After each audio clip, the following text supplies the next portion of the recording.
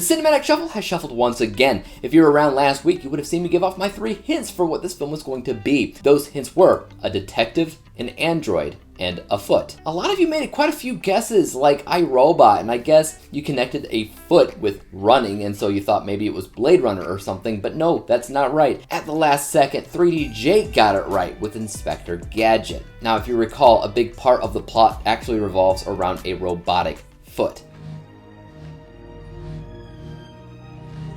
We did it! We moved the foot! So that's where that comes into play, but yeah, this is the first live-action Inspector Gadget movie. Let's get cracking.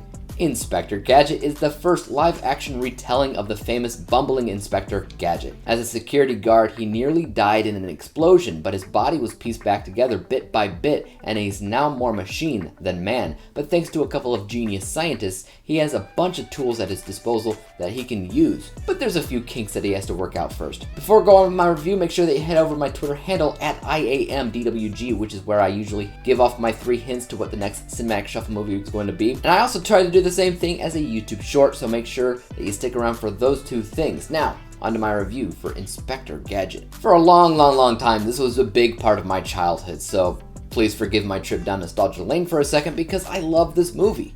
It's imperfect, yeah, it's overly silly and arguably stupid, of course, but I've always enjoyed this movie because before I watched it as a kid, I also watched the cartoon show, so I could appreciate both instances. Now, most people, I feel like, are more familiar with the sequel that came out starring French Stewart as Inspector Gadget.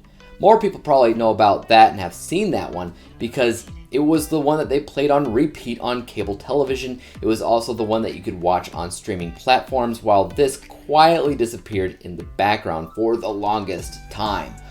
Why? Well, I'll tell you my theory on why. I figured it's because, well, it is a Disney movie, but there's also a fair amount of moments of innuendo in there as well that are both obvious and not so obvious at the same time.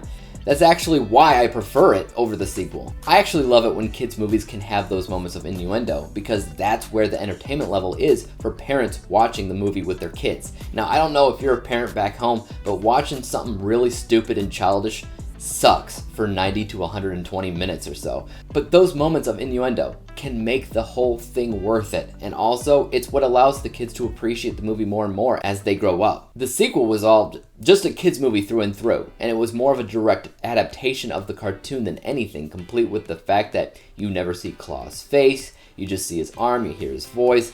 But you do see all of that in this movie because it's Rupert Everett playing Dr. Claw, and he does an incredible job. And I love his assistants slash minions played by Andy Dick and Mike Haggerty. I love the police chief Quimby played by Dabney Coleman. Likewise, Michelle Trachtenberg is perfect as Penny, and of course, Matthew Broderick as Inspector Gadget. I literally cannot complain about the casting in this movie whatsoever. I love it.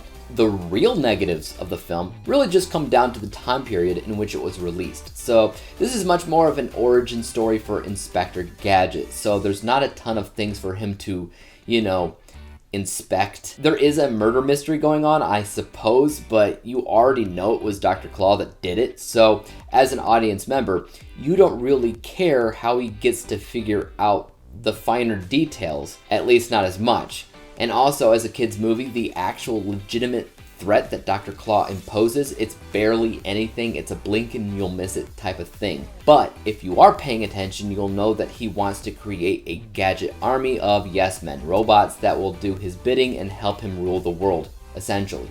But that's just all talk. The things that actually happen in the movie specifically are different. He creates a fake Inspector Gadget, also played by Broderick, and what does Robo Gadget do?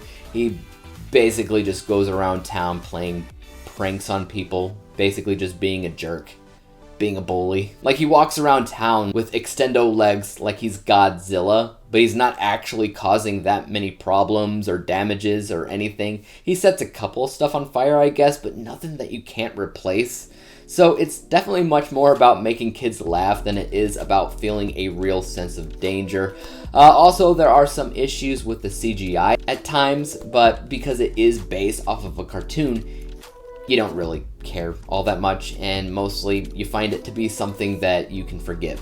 Overall, I'm glad that I checked it out again. It's a big part of my childhood, and Disney just has to loosen up the way that they do things because it's fine. Innuendos are fine. They're preferred. Let the adults also enjoy the movies. Anyway, I gave this film a B- letter grade, final overall score of 73%, 73 out of 100 possible stars. Obviously, my technical score of like 68 signifies it really isn't a terrific movie by any means, but my bias score of 78% signifies I don't really care. I had fun with it, I always have had fun with it, and I likely always will have fun with it. So be it. Guys, let me know your thoughts about Inspector Gadget in the comment section down below if you've seen it. As for YouTube, you guys know what to do. Hit that like, subscribe button, and bell to be notified when I come out with my next installment for the Cinematic Shuffle. And until then, peace out.